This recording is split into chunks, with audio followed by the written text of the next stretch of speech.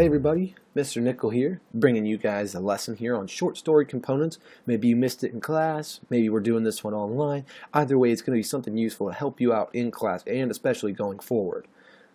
If you have any questions throughout this, make sure to make a note of it. We'll try and clarify it in class, and I'll be sure to say pause when I feel it's appropriate for you guys to pause the slide, write down the slides maybe in your own words, or have anything that I said that you might want to make note of that'll help you really remember this and take it into class going forward.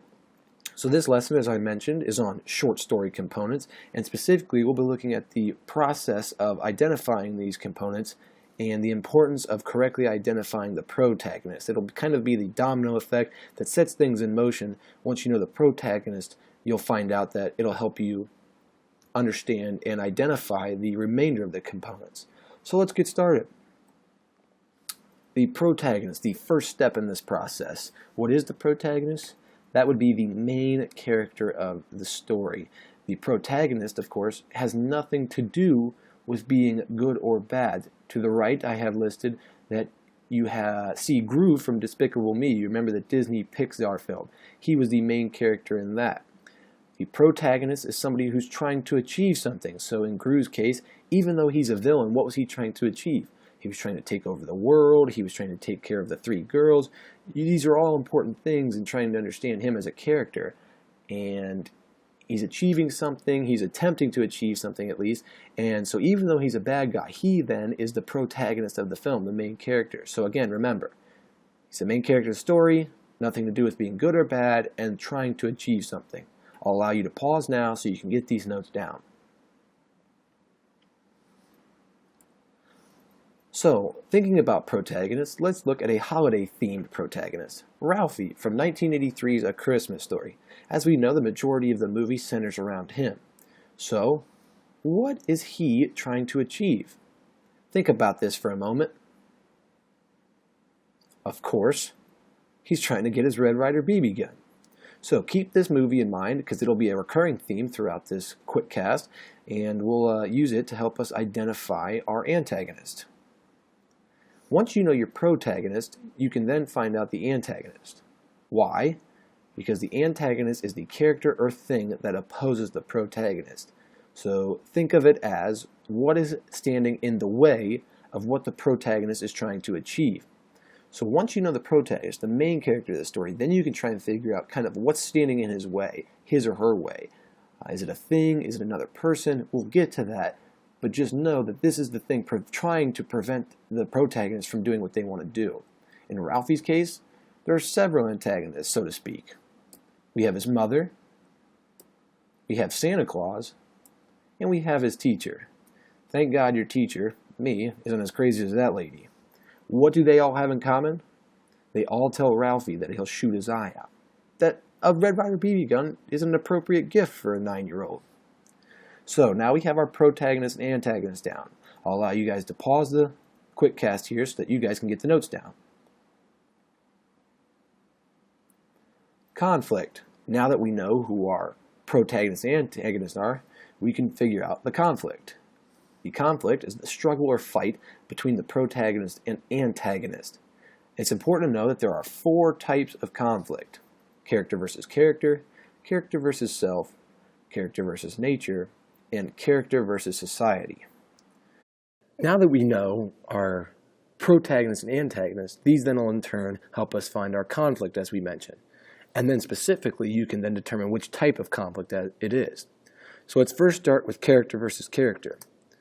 The protagonist in character versus character is opposed or antagonized by another character. This could be like a one-on-one matchup. In character versus self, the protagonist is struggling with an internal dilemma. Now, this could be mental, emotional, or spiritual. I'd encourage you to pause now to take note of this. The next type of conflict we have here is character versus nature.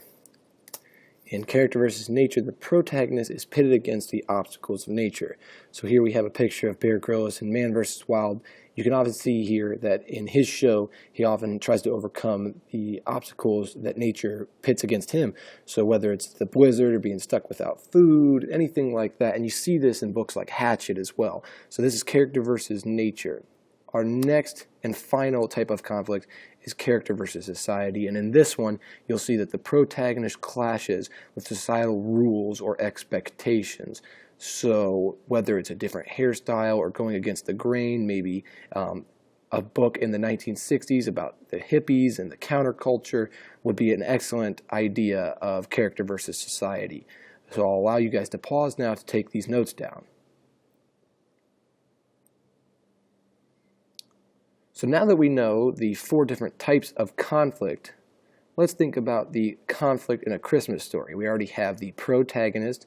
We talked about some potential antagonists. So let's try and identify what type of conflict we're looking at here. So think about it, maybe pause here, and we'll give you the answer in the next slide. So the conflict in A Christmas Story is character versus society. And here's why. You must think about Ralphie here, all right? He's convincing his parents, Santa, and teacher that a Red Ryder BB gun is an appropriate gift for a 9-year-old. Their beliefs are what's standing in the way of him and this prized Christmas possession. They all tell him, "You'll shoot your eye out, kid." These are all adults telling him this. Now, adults are obviously representative of society. 3 different adults telling him this. Now, if he was just asking his mom or if he was just asking Santa, then you could maybe make the argument that it's character versus character. But since 3 separate individuals all tell him that he'll shoot his eye out, it doesn't make sense then, because it's not appropriate for a 9-year-old to have a BB gun. So that's why it's character versus society. So now that we have our protagonist, that'll determine our antagonist, which then determines our conflict and type of conflict. And now that you know the type of conflict, then you can help figure out the climax. Our climax is the showdown between the protagonist and the antagonist. If you want to look at my terrible rendition of a plot diagram there, you can see that initial first line is the exposition. That slope upward is where you see your rising action. And at that peak point there is where you'll find your climax. It's really where all the action really starts to come to a head.